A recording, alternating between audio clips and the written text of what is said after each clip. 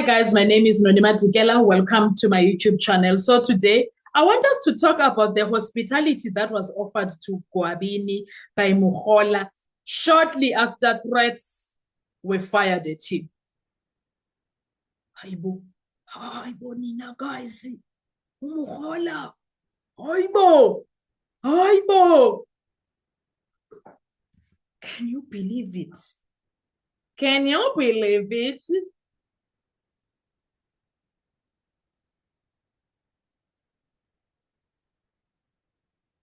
Hmm. Hmm.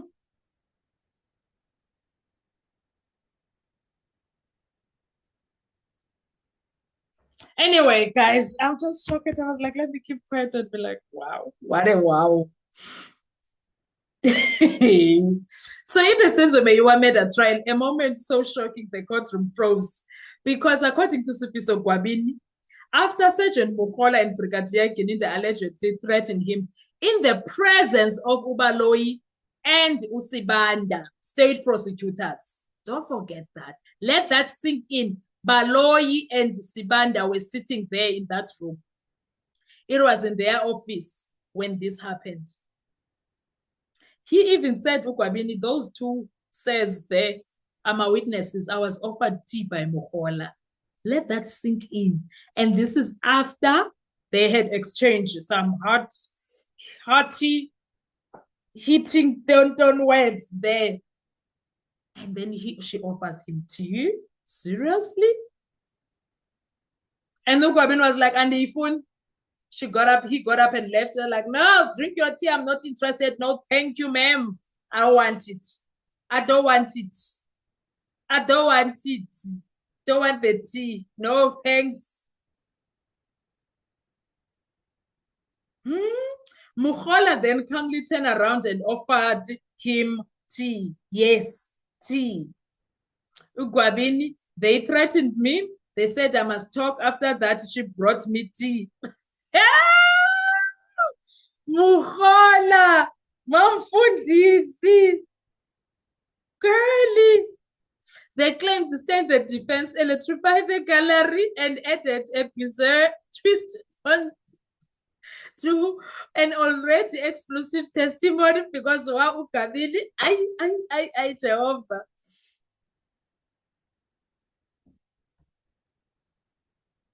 Ramsipili was like, Mama was like, they were all like, what? Tea? So did you we were like, okay, wait, hang on, hang on. You just told us things that were happening, and then in the midst of it all, they give you tea? Say, are you sure? Oh my word. Oh my God. Now the thing is, so are you saying you were threatened and immediately after that you were served tea? I know I wouldn't drink it. Yes, sir, tea. Oh my word.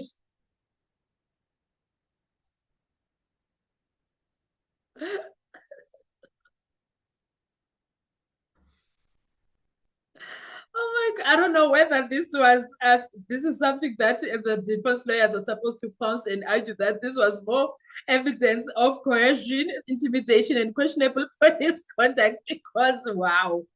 Because wow, wow, wow. But Brigadier Gininda denies any wrongdoing. You watch and see, he will never admit it. He is good. Him and Mukhola, they will deny and deny and deny, even if they were given an opportunity to speak. Why would an officer allegedly intimidate a suspect and then offer him tea? Isn't that very questionable? Isn't that alone very questionable, guys? Was it an attempt to calm him down? Psychological tactic or something far more troubling? Because what? Yay! Jehovah works in, I don't know. But for Ukwabini has his angels work over time. The Bible says each person has their own angels that go around with him or her. Ukwabini, his, I, they work overtime because they are always ready to defend him at all costs. They are always ready to say to him, don't do it. Don't do it. Don't you do that. Don't do it. It's like, they are always on point because, wow. What? I still don't believe that there was such a moment and he was expected to accept it as good grace. After everything that happened, he was expected to accept it as good grace. Really? Really? Now?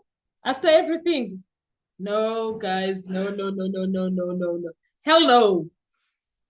One thing is clear though, this tea moment, the tea moment, has now become one of the strangest and most alarming twists in the trial so far. And as Gwabini continues under cross-examination, the courtroom waits to see what else will he spill, because every day he is spilling the beans. Every day he's spilling the beans. And the way he is so ready for Ubaloyi, because he says most of these things happened in your room. Yes, things happened in these police stations and this place. In your office, a lot happened too. Say the way he is talking to Baloyi, and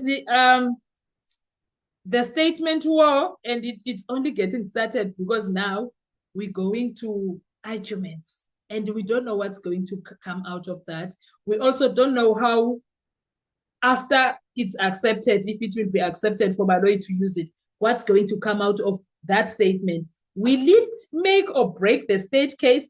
Did they counteract things, or did they count and calculate it? Where is it going to take them, or they are just doing the things? I don't know, but time will tell. And when it does, I hope it backfires badly for Ubaloyi. I hope it backfires badly for Ubaloyi. And guess what else will happen? Judge Rata is going to be in a foul mood, and the defense also is going to be so angry. Defense is going to also be, no, not angry. The anger is going to be directed at them instead of Baloyi. You watch and learn. That is how Judge Rata is. He's not going to address Baloyi, who made him angry by bringing wasting the state's time, the court's time, blah, blah, blah. No, the judge won't address Baloyi, guys. He is going to take that anger, all of it, towards the one person that had nothing to do with. That will be messy. You watch and learn, because he will have to get up and object when the need arises. But Judge Rata is going to be so pissed off, and that anger will be directed straight to Advocate Miss. You watch, Uzobon. And I promise you, I bet you that that statement that he wants to do cross-examination, the only thing that he will be perhaps tangible is him saying, yeah, you did sign, you use an S. I don't know if the S will be there. That's what he will say. But now, if he says it was transferred, then it needs to look exactly or sound exactly like the one that Muzi did. The question is that going to be the case? The question is that going to be the case though? Is it going to look exactly like what Muzi has on his own statements, so-called? Because he also says, I didn't do no statements. Do you understand what that means for the state case? Do they even understand what that means for their case? On J, they are just forcing and forcing. May the good Lord keep Abo Gwabini safe under all these things that are happening, because wow, shame. Wow, I remember there was a guy who came and gave his, okay, let me do a video about that. Okay, no, let me not. No, let me not. I think it was 2020. What year was it? But it was back then, man, when that guy passed away.